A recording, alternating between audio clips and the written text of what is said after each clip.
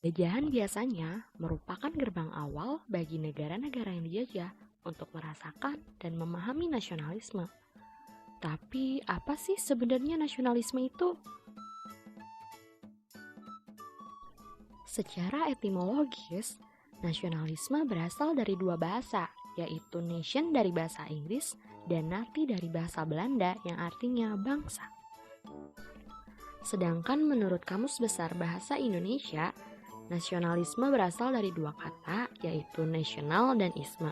Nasional yang artinya kebangsaan, berkenaan atau berasal dari bangsa sendiri meliputi suatu bangsa.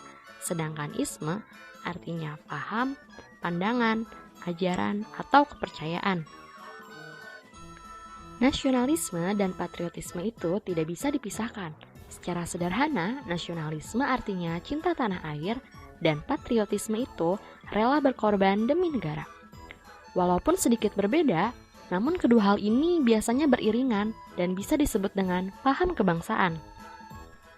Nasionalisme dapat disimpulkan sebagai paham kebangsaan yang mengandung kesadaran dan semangat cinta tanah air, memiliki rasa kebanggaan sebagai bangsa, dan memelihara kehormatan bangsa. Nasionalisme itu dibagi menjadi dua, yaitu nasionalisme dalam arti sempit dan nasionalisme dalam arti luas.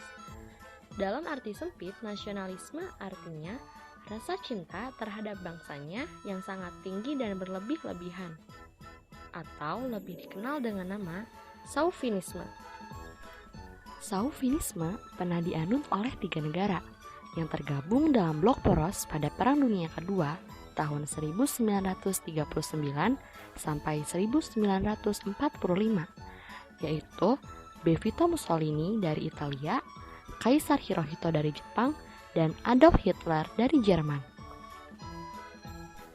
Nasionalisme dalam arti luas bersifat positif karena mengandung makna cinta yang tinggi terhadap bangsa dan negara, tanpa memandang rendah bangsa lain.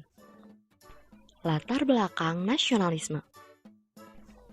Revolusi Prancis dan Revolusi Industri yaitu peristiwa yang memicu munculnya nasionalisme.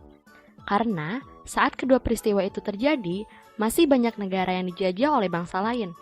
Negara yang dijajah ini sadar akan persamaan nasib dan harga dirinya sebagai suatu bangsa.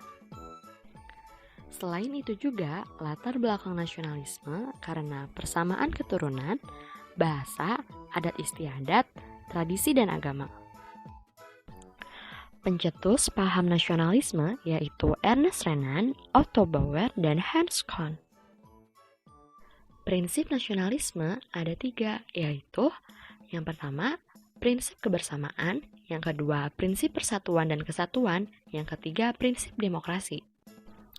Tujuan dari nasionalisme yang pertama, menumbuhkan rasa cinta tanah air dan bangsa, yang kedua, membangun hubungan yang rukun dan harmonis antar masyarakat, yang ketiga, mempererat tali persaudaraan antar masyarakat, yang keempat, menjaga tanah air dan bangsa dari serangan musuh.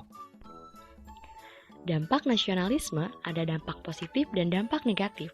Dampak positifnya, adanya rasa memiliki, dengan kata lain, ketika seseorang atau satu pihak merasa sebagai sebuah bagian dari suatu bangsa atau negara. Dampak negatifnya, munculnya xenofobia dan chauvinisme. Sekian penjelasan dari paham nasionalisme, semoga bermanfaat. Terima kasih.